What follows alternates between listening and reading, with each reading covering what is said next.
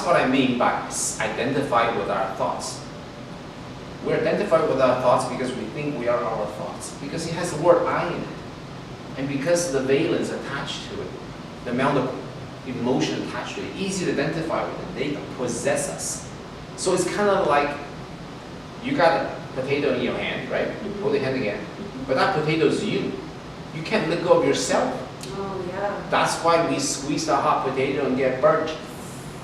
So that's what happened with thoughts, which we identify with. Because we identify with them, we don't know to let go of it because we think we are our thoughts. So the solution, okay, is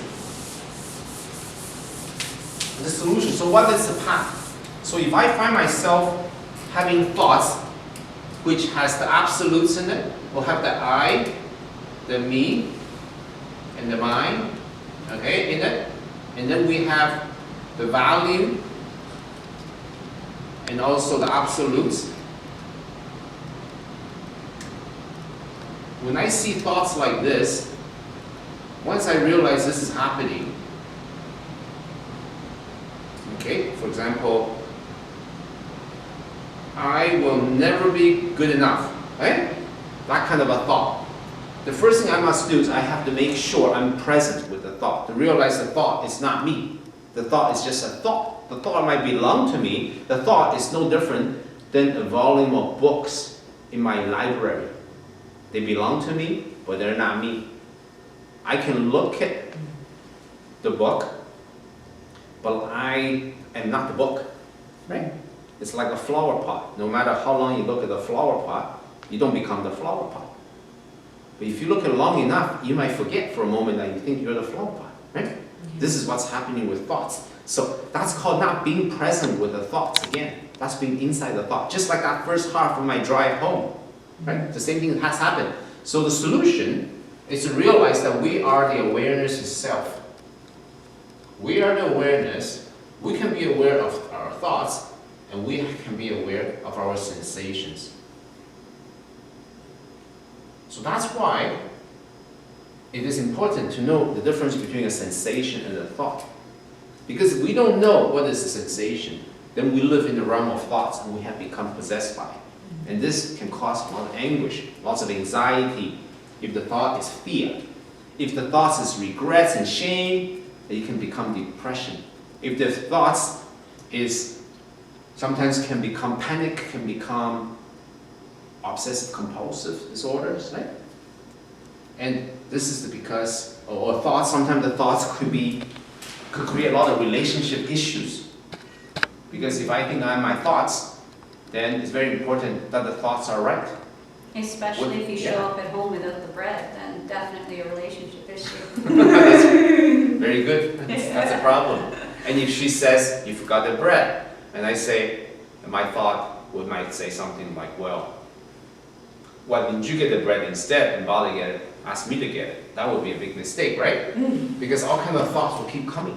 You see, it's all to do with I, or you don't love me, or something like this. So how can we slow down those thoughts? Is there any way to maybe slow them down or move them on? Is there any way to not be trapped in the thought cycle?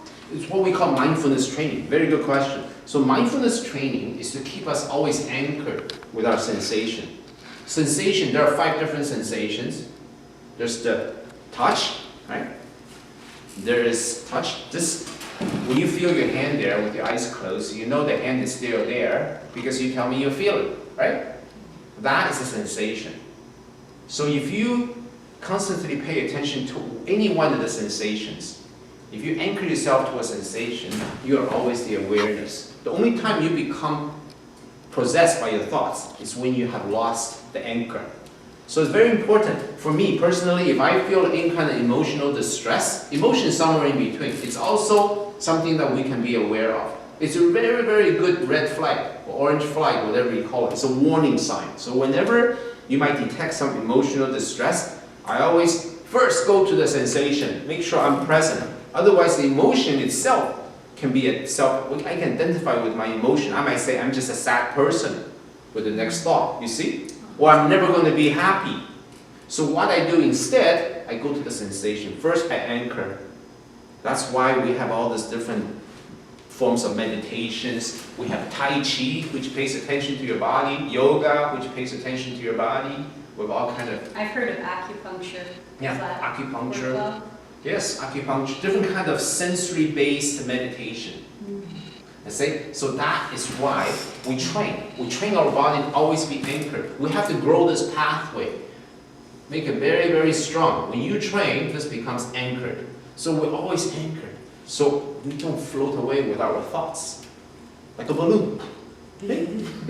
So this is why what I do is, whenever there's any kind of emotional trigger, I feel myself, oh, there's something happening inside. The first thing I do is, okay, am I present or not?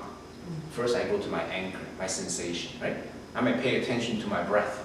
Have you heard of the anchor breath? No, how do you do Well, that? we're going to teach you guys about the anchor breath soon, okay? But you can pay attention to a sensation, just like you can pay attention to your hand. You can pay attention to your lip, right? Because you don't want to hold your hand out all the time. If you're talking to people, if you're going around your life, you might be busy with your hand. You might be cooking, right? So you pay attention to your lip. Do you know your lip is there? Mm-hmm. Can you tell?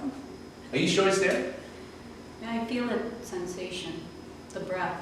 Not everybody can feel it. If your mind is very, very busy, you're still here, okay? So sometimes it takes a little bit of practice to become aware of your lip. If you can't feel your lip, what you can do is gently pull some cold air through it using your breath. Or you can also pay attention to your nostril. Don't touch your nostril because there's a lot of viruses around. Just pull some air up your nostril. Okay, so when you feel that cold sensation, that is a sensation. As soon as you feel that, notice something has happened. Your mind is quietened. Oh, You're not thinking of it. anymore. Oh. You see, you're not thinking at that moment. At that moment, you're paying attention to your sensation. You're not thinking.